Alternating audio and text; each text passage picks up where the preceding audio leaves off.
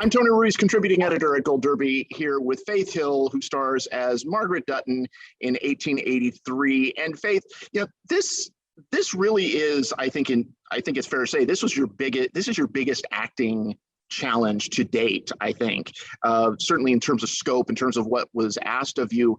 Were you hesitant at all? Or did you see this as like just a really amazing kind of opportunity and challenge? Great question, Tony. After reading the script, Tim and I both felt that it was something that, first of all, we felt fortunate enough to even be presented with such an incredible opportunity. The writing from Taylor was just phenomenal. I wasn't hesitant at all to do this because you just don't get this many chances, or chances do not come about this often to do something so special. And only when I was on set did I realize, wow, this is going to be something. This is going to be something that I actually have never quite experienced in my adult life and career. Also, playing the wife of James, who happens to also be my husband in real life of almost 26 years. So all these things were running through my head. At the end of the day, though, wow, I felt blessed to be there. Hard work, but boy, it was something. Well, and Taylor Sheridan's scripts are so detailed, and his sense of authenticity is well cataloged at this point. Did that discomfort actually help in terms of creating this character? I think most certainly being every aspect of authenticity, from the writing to the set, costuming, the training that we went through. It's called cowboy camp, but it's just so much. I mean, look, cowboys should be respected. Every part of that lifestyle is hard work. And I think from even that perspective, this show could not have been brought to life the way it was without everyone who trained us and created the sets and the scenes and the wardrobe. It put us into the place. It put us there. Like once we left the comfort of our air-conditioned SUV driving the set, all bets were off. I mean, we were in it 1,000%, every single person. I mean, the weather that we had to deal with in the course of filming was pretty crazy, to be honest. Extremes on all sides: cold, heat, wind. I mean, but it's always the crew that has to deal with it more than we do. But they also are responsible for giving us the tools to get into our character much easier. So how did you see Margaret? I mean, this is a woman who certainly is devoted to her family, devoted to her husband, but there's also, correct me if I'm wrong, but it also seemed like there was this kind of like also undercurrent of, this is a woman who knows what she's had to give up in her life to be there for her family. Am I reading that correctly? Yeah, yes. Actually, I think that's one aspect of Margaret's character. You have to, Margaret was a nurse in the Civil War at the age of, probably 16, 17, maybe a little bit younger. And so imagine that, that young. I mean, we have 3 daughters, and just to think about them at that age going into, thousands and thousands of men and women served our country, outside of the military. They're part of taking care of the soldiers coming home. And when you experience something like that at such a young age, you grow quickly. You learn about life and how fleeting it can be. And also just working on a farm, pregnant with Elsa, our daughter, while James was in a prison camp, not knowing if he was ever going to come home, and having to just all, so yes, growing up, I think for Margaret, informed me as the actor of how many layers existed within her character that truly were not revealed until further into the season. So the first couple of episodes, maybe in episode 2, is, you know, you started to see a little bit of the grit there, but then it started with each time, each episode, there was an unfolding, a revealing of Margaret's character. Even as for me as the actor, I referenced my mom a lot in just my own thought process.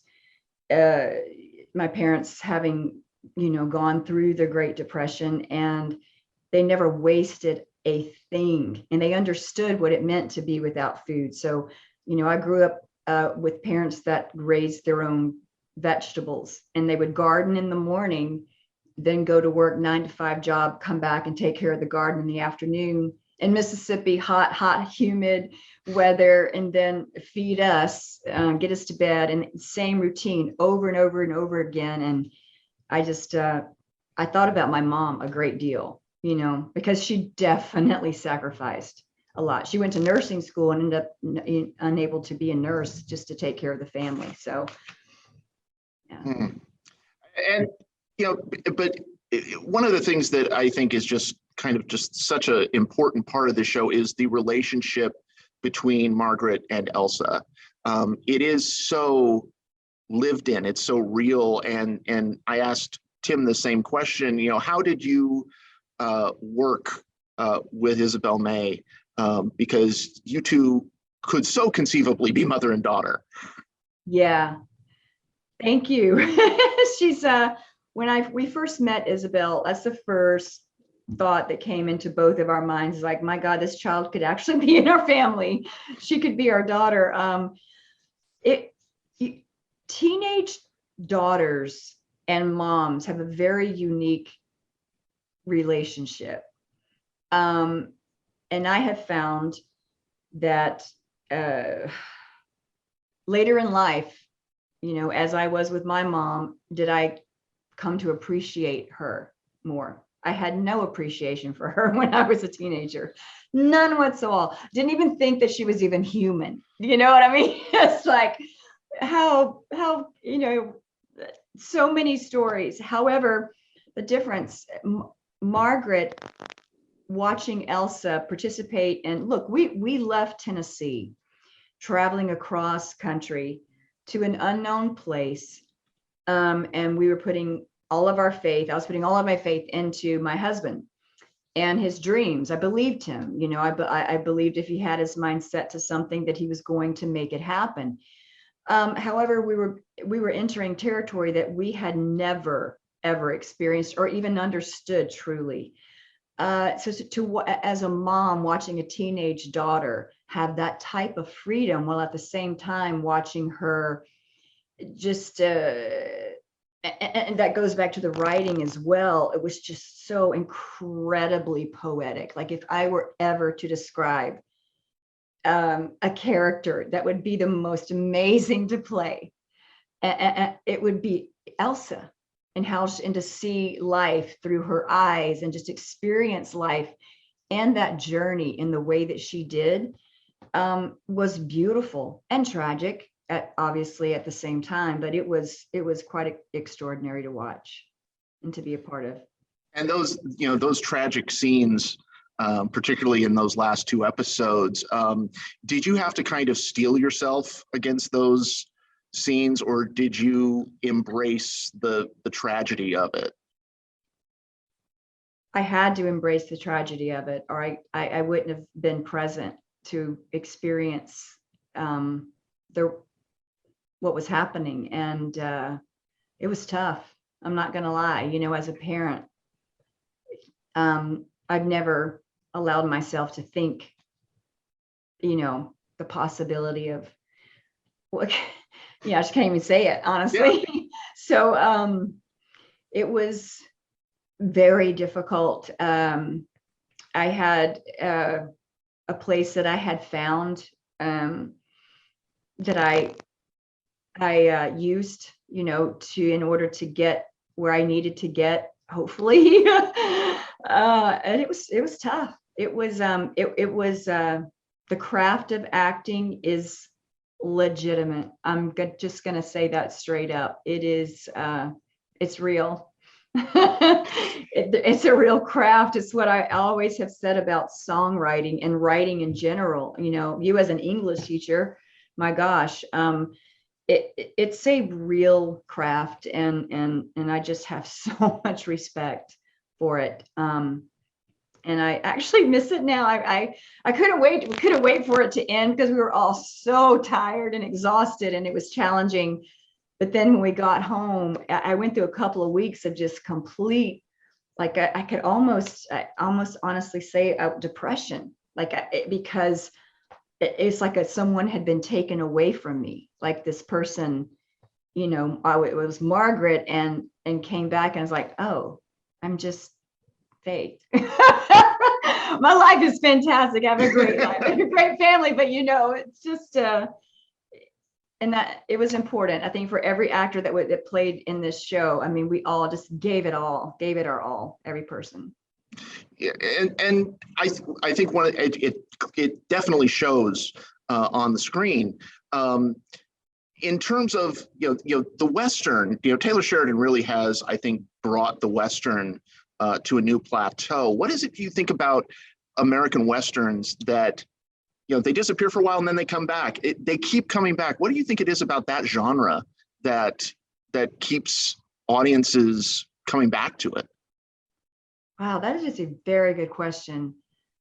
I personally think, from my perspective, and I have said this to my girlfriends, to friends, I wish every single person had the opportunity to live off the land and really appreciate how, first of all, the beauty of it, the difficulty in the work. I mean, getting your hands in the dirt, the freedom on the back of a horse with the wind blowing through your hair, and it is hard labor. It's work.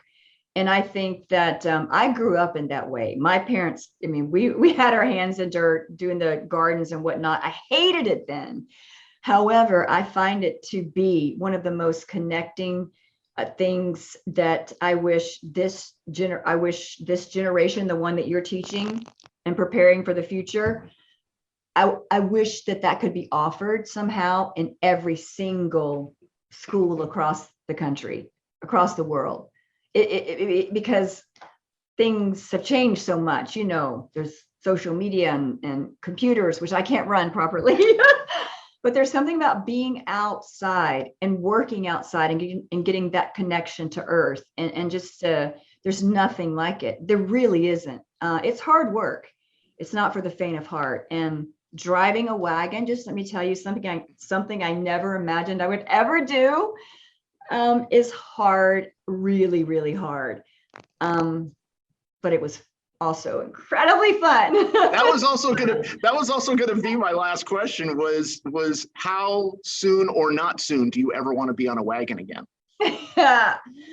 Wow, you were really full of good questions today. Hey, I would jump on one right now if I could. If we could do this interview in person, I would take you on a wagon ride. Oh. I actually really loved it. It was one of those things. I don't know. I got pretty good at it. It's kind of like I learned how to drive on a stick shift, and I think me too. You did? Yeah, okay. Me too. Yes. Okay. But there's a certain, I don't know. I got it. I understood like the give and the take and the pull. But it is a very dangerous. Yeah, it's a dangerous extracurricular activity to learn. So I wouldn't suggest everyone go out and learn how to drive a wagon. You need to be taught by the best, like we were, honestly, because that's the first thing they taught us, to be safe. So. Well, Faith Hill, congratulations. I mean, it's just such an amazing show. And it was such a great pleasure to talk to you. Everybody go to goldderby.com, make your predictions for the Emmys, and stay tuned for interviews with more contenders throughout the season. Faith Hill of 1883, congratulations. Thank you so much. Thank you so much, honey. Say hi to your students.